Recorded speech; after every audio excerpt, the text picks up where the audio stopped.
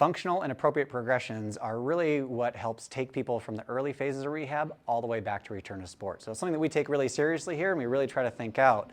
So in an earlier phase, as we get somebody like Elijah, let's say we're working on a knee or a lower body injury or surgery, we're going to start integrating some core concepts and some challenges, get the muscles firing right, connecting his core to that leg. So first we might start him here. If we're going to start to build him into a deadlift, for example, I might have him just stand here pulling on a band. It's going to kick off his core, his hip, his balance just a little bit.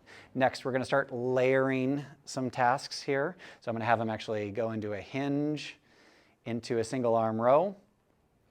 And now he's learning and reinforcing that ability to hinge about that leg. But we're not putting a lot of excess force through his lower body because it's just him standing on it, which is great.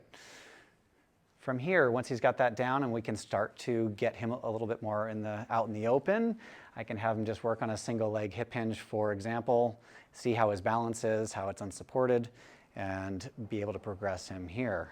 Once we got this down pretty well, we can then go ahead and add the kettlebell. So now we're going to start our loading progressions.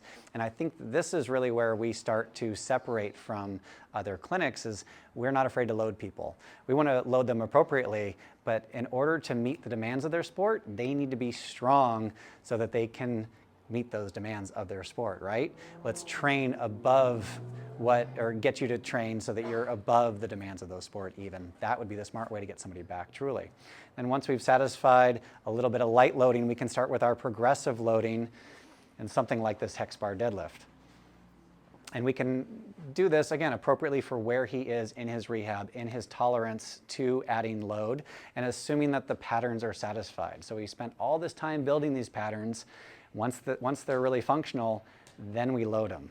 This is also where we can start taking them into something else more explosive, maybe like a kettlebell swing, or maybe we start doing some jumps or some plyometrics, and again, progressing them up, but it's all based on having those fundamental patterns. Now, we can do this with a squat, we can do this with a lunge, we can do this with a step, we can do it with a single leg squat, we can obviously do it with a deadlift, but it's that progressive loading as we've satisfied that pattern, and now we're challenging that pattern, and now it starts looking like training, and that is how we progressively will get people back to be ready for a return to sport.